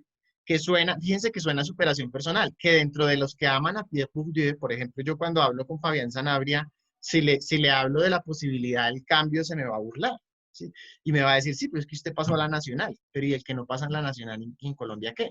¿Sí? Pero todo esto que estamos hablando se viene reconfigurando de una manera salvaje, ¿sí? Porque entonces, ¿qué pasa, por ejemplo, con la liendra? ¿Conocen a la liendra? Sí, pues... Sector popular, Profe. cero capital cultural, pero el capital económico y sale de la pobreza o de la condición popular y se vuelve un referente. Lo mismo que Ami Rodríguez, el principal youtuber en este momento. Lo mismo, sector popular, tiene alguna cercanía con el ámbito universitario, pero yo no sé si terminó la carrera, o sea, no se forma en un capital de prestigio cultural académico, y lo mismo, termina en este momento haciendo contratos con empresas que le pagan lo que sea o Luisa Fernanda W, 17 millones una historia. Entonces, si ven, o sea, la sociedad está como dislocada, como en unas transformaciones que uno podría verlo como, no, qué depresión, todo se volvió una mierda, o no estudiemos, no vayamos a la universidad, pero yo lo que veo es que hay unas posibilidades muy interesantes de jugar con todo eso que está sucediendo y de invitar a los otros también a jugar, ¿sí?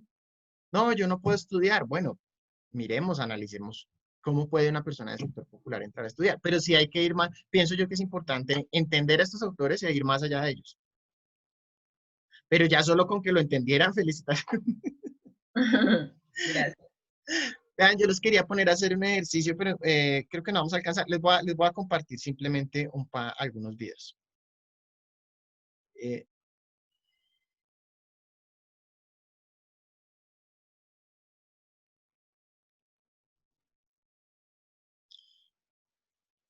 Escucha, ¿ahí escuchan? Y te está llevando el partido. Se va la pelota. Uy, que tuvo de cabecera. Mira la... ¡Uy, de golazo! Y para celebrar, yo invito lo de tomar. Uy, pero somos 10. Frescos, que con un solo frutiño nos alcanza para todos. ¡Vamos! ¿Don Luis me da un frutiño? Claro que sí. Uy, pero solo tengo 500 pesos. pesos. Tranquilo, Frutiño bajó de precio, ahora solo cuesta 500 pesos. ¿Frutiño a 500 pesos? Sí, ya sabes, pide Frutiño, el número 1 en ventas, y ahora por solo 500 pesos. Frutiño bajó de precio, rinde 2 litros por solo 500 pesos. Pruébalo en sus 14 deliciosos sabores. Frutiño, delicioso, refrescante. ¡Frutiño a 500 pesos!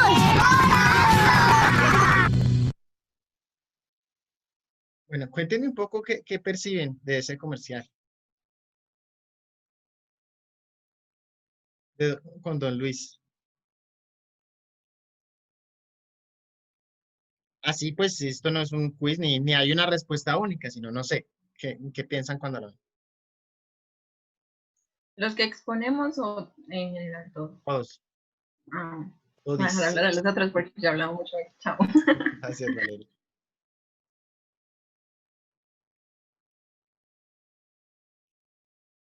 Profe, ¿puede repetir, por favor, la pregunta? ¿Qué piensan cuando ven ese comercial? ¿Qué los hace pensar? ¿Qué opinan? Pues que es una bebida muy económica dirigida más que todo a pues, al público obrero. Ujú. Mira, excelente. Y entonces, ¿estos niños cómo los ven? ¿Son hijos, se ven como hijos de obreros? No, no. Uy, don Siendo Luis, sincero, no. mi papi, o sea, el papá, o sea, estos ni siquiera los papás los habrán reconocido. O sea, habría que buscar unos chinos realmente más cercanos a ese estereotipo. Ahí me da risa porque, pues alguna vez escuché un concepto que pues, no me acuerdo cuál es el término, pero que hay una explicación psicológica y es que tendemos a ser más receptivos a las imágenes de personas que estéticamente identifiquemos con unos estereotipos, blanco, ¿no? Clase media, urbana. Pero lo interesante de la contemporaneidad, de lo que estamos viviendo hoy, es cómo esas mentiras, porque en últimas esto es una mentira, visto sociológicamente hablando, ya no las puede, ya nos, como les dijera, ese monopolio frente a lo que se nos vende, ese monopolio que tenía la televisión, la radio, los medios tradicionales, pues se rompe, se fractura cuando aparecen los medios emergentes, ¿sí? Que intervienen en la realidad y hacen, por ejemplo, esto. ¡Uy, de golazo! Y para celebrar, yo invito lo de tomar. Uy, pero somos 10. Frescos, que con un solo Frutiño nos alcanza para todos. ¡Vamos! Don Luis, ¿me da Frutiño? ¿Muy seco mi perro? Uy, pero solo tengo 500 pesos. ¿No tiene para azúcar, gonorrea? No me estés gritando la pinche madre. Frutiño, Nero, Frutiño. El tanque es para las perras, Frutiño.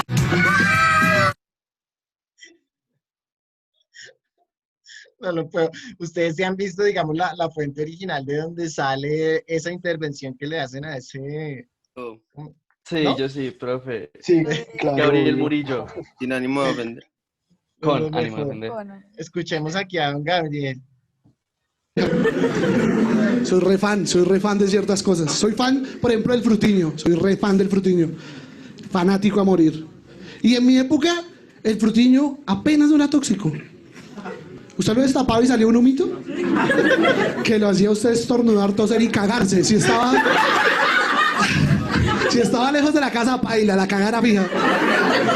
Pero hoy en día trae vitaminas y minerales y un poco de huevonadas. Vean, yo soy tan fan del Frutiño que quiero montar un cosechas de Frutiño. A Luca el vaso, fácil. Y mis amigos me dicen que es mala idea, que porque 2 litros de Frutiño valen 500 pesos. Yo digo, sí, pero usted no sabe todo lo que yo le estoy ahorrando. Yo le estoy ahorrando que usted tiene que ir a la tienda, comprar el Frutiño, llegar a la casa, ir por la jarra y darse cuenta que la jarra está sucia, porque la hijueputa jarra siempre está sucia.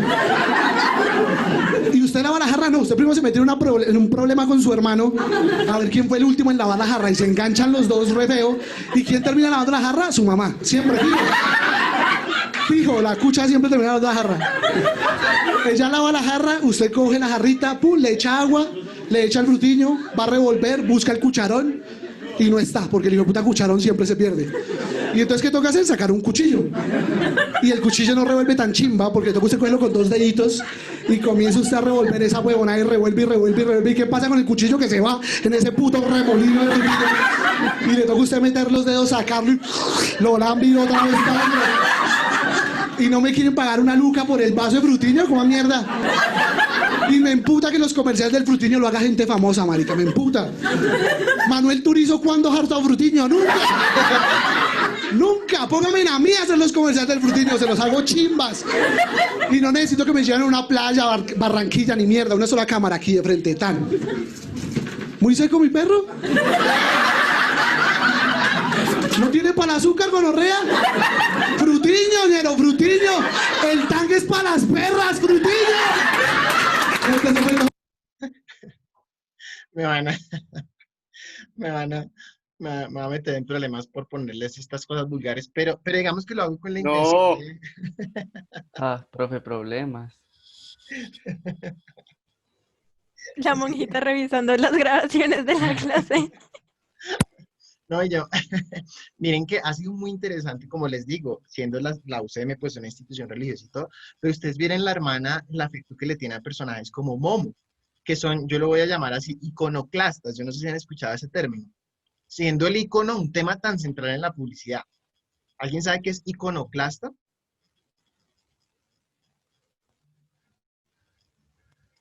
O sea, como los nuevos famosos que no tienen realmente, o sea, como que no aportan nada, o sea, que es como por mera estupidez, creo. No, no.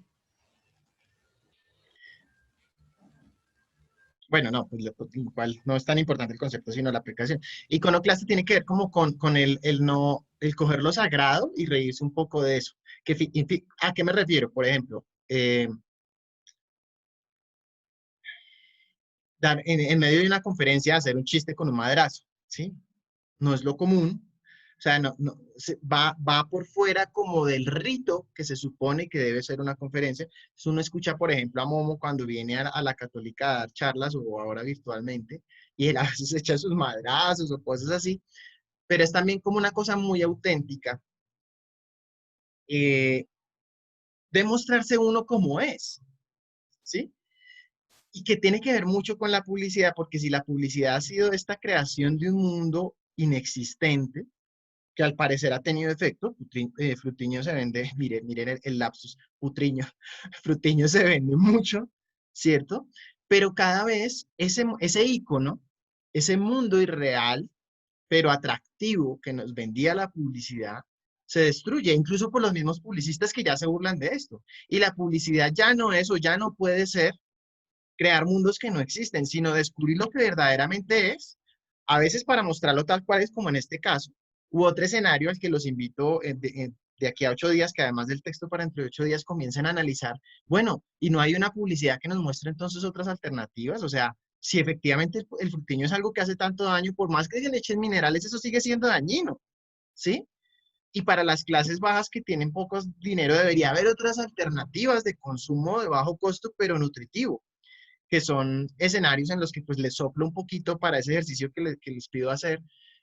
Marcas como Danone en Argentina han tratado entonces de buscar, innovar en el sentido de buscar productos de bajo costo, pero mayor contenido nutricional, como una responsabilidad social, no alterna, digamos, no paralela, sino en el centro pues de lo que hace la marca, ¿sí? Lo que les mostraba ahorita es más como para la primera parte, la iconoclasta, o sea, romper ya esa idea, o sea, no somos pendejos, no, estos niños no son hijos de obreros o de empleadas domésticas, entonces, ¿por qué están ahí? Es una farsa, ¿sí? El frutiño no alimenta, nos da diarrea, ¿sí?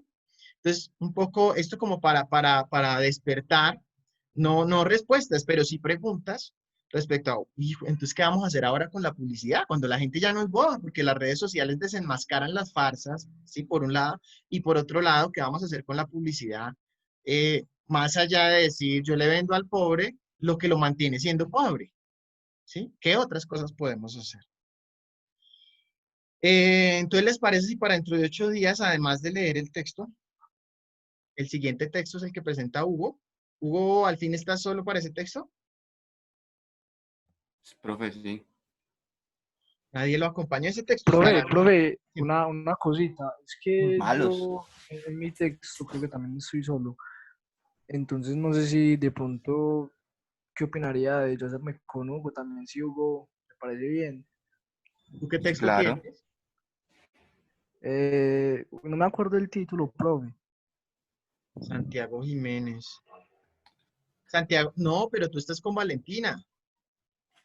Ah, ya. Yo pensé que estaba solo, listo, profe.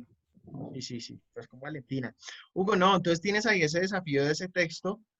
Es durito, pero creo que vale la pena. Además me costó como 100.000 pesos. Profe, si le digo está difícil. Sí, yo sé. Difícil porque pues, primero está en inglés, pero pues se va a traducir fácil, no es tanto, pero entonces muchas veces el traductor que no es lo más específico a la hora de traducir términos que la verdad, que el texto, ni idea. Pero si quieres, yo te paso un traductor que yo tengo, que yo lo utilizaba cuando estudiaba medicina, y es más o menos bien exacto. ¿Y cuál es, Ya les Camila? pongo por acá, porque también te deja pasar de un PDF a un Word por si lo necesitas editar y así ya te lo paso. Bueno, sí, porque yo tengo varios también que son buenísimos, de pronto no sé alguno de esos. Y yo ya les paso el link a ver si de pronto es eso. Profe, yo puedo decir una cosa, que ni quieres de mi Claro. grupo. Yo siento que a estos muchachos se les olvidó. Dime, ¿Qué te dinos. parece que mis amiguitos David Torres, David Uriel y Andrés Camilo Manrique tienen las exposiciones de sociología y de antropología seguidas? O sea, literal, tienen la de sociología en la misma semana que la de antropología. Sí. Y entonces era para saber si de pronto ellos pues no sabían de alguien que quisieran como cambiar de fecha y eso, porque siento que les va a quedar como pesado hacer las dos exposiciones la misma semana. Pero yo a lo parece los veo aquí, pero no dicen nada. Pues Mira, la sería mía, que si quieren cambian Andrés, David y Uriel con Santiago y Valentina. Esperen. Vengan, antes de que se me olvide, les voy a compartir aquí otra aplicación. Yo no la he utilizado, pero me dijo la profesora Juliana que es muy buena para traducir. profe, esa la tengo, esa es una de varias que tengo y difícilmente no traduce bien algunos términos. Ah, jue madre. Bueno, ahí toca con mucha Pues, paciencia. Hugo, si quieres, pues como yo me dedico a eso, si tienes dudas de términos o pues lo que sea, me dices y yo con todo el gusto te ayudo, pues para como explicarte el significado real de lo que esté ahí. O sea, Gracias. me mandas la traducción que te dé y donde tengas confusiones, pues yo te ayudo con el significado. Dale, muchas gracias. Dale. Cami, sí, esa también ya la tengo y igual. Sirve mucho, pero hay muchas cosas que graves. Pero aprovecha eso, Hugo, apóyate mucho en Manuela, que además trabaja en eso, es experta. Mejor dicho, eso no. No, sí, claro, Mejor profe. dicho, qué Ahí papayazo. voy a ver Listo. cómo me va. Entonces, ¿hacemos este cambio? Profe, pues si no hablan. Santiago y Valentina, entonces, ¿les parece si los paso para el texto de ¿Tiene sexo la sociología? Para que Profe, pues ayuden a sus compañeros. por mí no hay problema, no sé ya qué opiné. Por Por mí mí tampoco. no. ¿Valentina no está? Sí, profe, aquí estoy. Ah, bueno, ¿te parece bien? Sí, profe, tampoco tengo problema. Muy bien. Entonces, así quedamos, ya lo cambié acá. Ustedes ven en su archivo, pues en Google Docs puede que esté diferente, pero ténganlo acá presente. Santiago y Jimena, 20 de octubre, Tiene sexo la sociología. Y Camilo, David y David, 27 de octubre, Feliu, publicidad de cambio social, ¿vale? Listo, profe. Bueno, oigan, ¿sabe qué se me había olvidado hacer hagamos el Kahoot, rapidiño? Profe, una pregunta rápida. ¿Puedes responder mi pregunta del Zoom? Es que es una Ah, página, sí, es una sí, pregunta que salió en el texto de antropología que tenemos que exponer mañana. sí, tranquila. No, pues holístico tiene que ver con esto de abarcar, digamos, lo completo, eh, todas las dimensiones, digamos, en este caso del ser humano. Ah, ok. Gracias, profe. Con gusto. Tú. Ya les estoy compartiendo pantalla.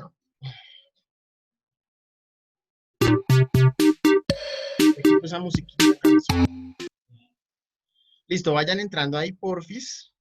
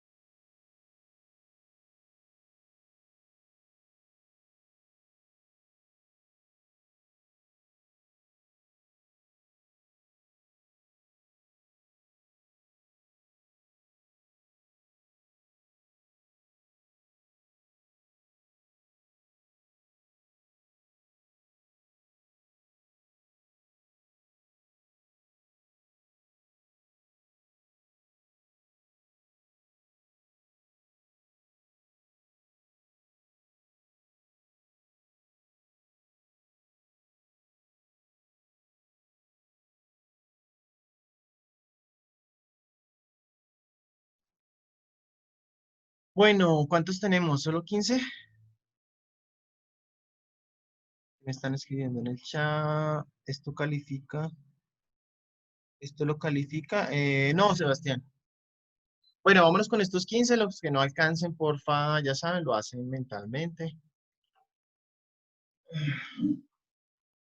Entonces, según el texto, la lección de lo necesario de Bourdieu, los gustos de las clases populares tienden a depender de su ilimitada capacidad adquisitiva, rojo, azul, las preferencias personales de cada individuo, amarillo, la cultura regional, verde, ninguna de las anteriores.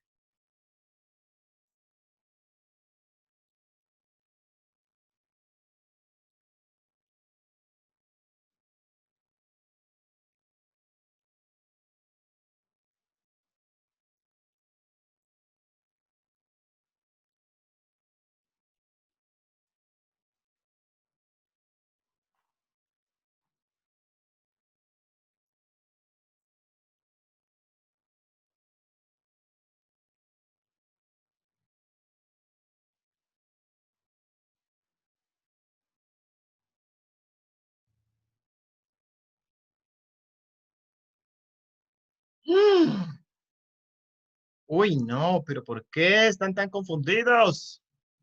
¿Qué les pasó? Cuéntenme. Ay, profe, yo en lo personal estaba entre la roja y la amarilla, pero me fui por la amarilla. La cultura regional. ¿Tú percibes que en el texto el autor hablaba de lo regional? Un poquito. Sí. A ver, muéstranos pues dónde. Ay, profe, es que no me acuerdo. Pero es que yo le voy a ser sincera, yo lo leí como de rapidez, porque como mañana tengo que exponer antropología, entonces hemos estado, pues yo en lo personal he estado como trabajando en lo de antropología.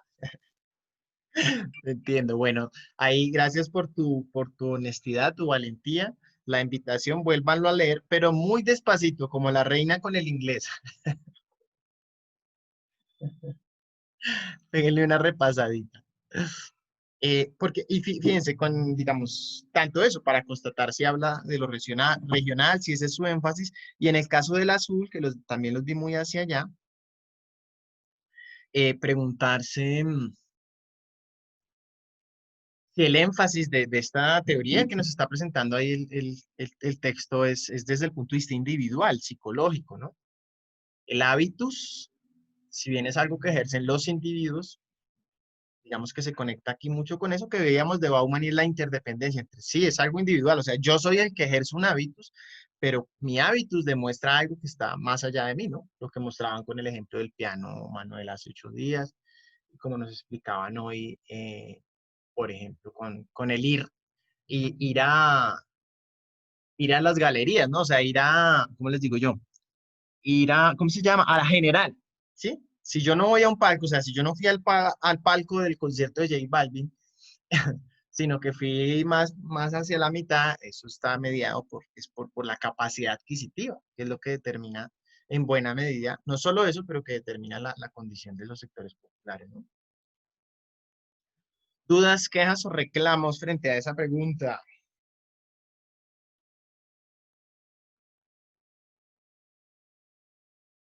Bueno, espero que lleguen más repasadillos al parcial, pero no, está bien que comentamos aquí los errores, este es nuestro espacio de ejercitarnos para después y más allá, digamos, más allá de eso es que queden afianzados los conceptos para que así, digamos, realmente impacten lo que ustedes vayan a hacer como publicistas o lo que ya estén haciendo.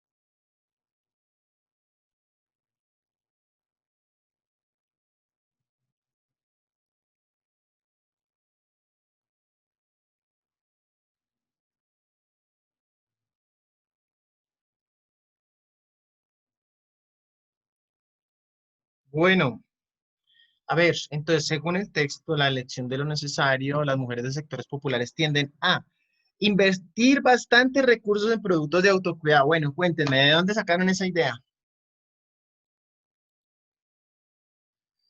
¿Del sentido común o del texto? De sentido común, profe. Bueno, está bien el aprendizaje. Ojo, recuerden, no confundan lo que uno que, porque uno podría decir, no, pues es que las mujeres sí compran mucho maquillaje. Y ustedes pueden decir las mujeres colombianas. Bueno, pero acuérdense que este texto todavía no nos está mostrando una aplicación a Colombia. Muy interesante que ustedes más adelante hagan ese tipo de investigaciones, pero aquí nos está mostrando que en el caso francés, muy poco, ¿no? Que las mujeres poco dedicarían al maquillaje. Azul, adquirir sus vestidos en boutiques. Bueno, al menos no cayeron en esa trampita. Conseguir productos de belleza especialmente en épocas navideñas. Tampoco aparece en el texto. Muy bien, ahí más o menos tenemos un sondeo, pero esta es la idea, que ustedes repasen esos textos. Sé que no es fácil, por eso es muy importante cuando leen.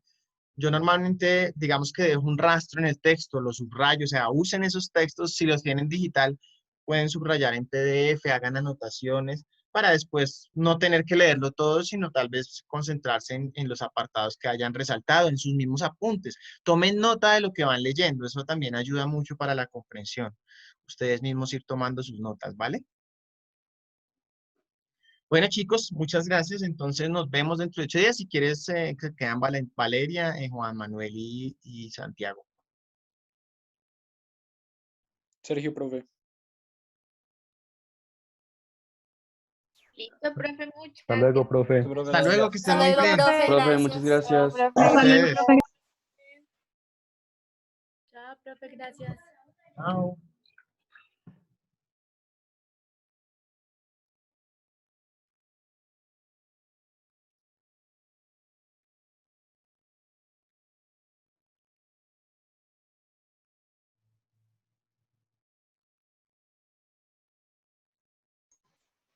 Hola, volví a prender la cámara. Hola, chicos, gracias, Valeria. Hola, profe. Chicos, hola, ¿cómo van? Chicos, no, de nuevo, felicitaciones, no me voy a extender, o sea, sencillamente me parece un trabajo excelente. Casi nunca pongo 5, pero lo pongo, digamos, no se trata de que la clase se reduzca a los 5, a las notas, pero sí me parece importante valorarlo y destacar los buenos trabajos como el que hicieron. Excelente y muchísimas gracias por su presentación, la disfruté mucho. Bueno, gracias, profe. Muchas Gracias, gracias. profe. Chicos, cuídense mucho. Bueno, profe, hasta luego, que estén. Chao, lo mismo. Gracias. Chao. Chao, Valeria, que estés muy bien.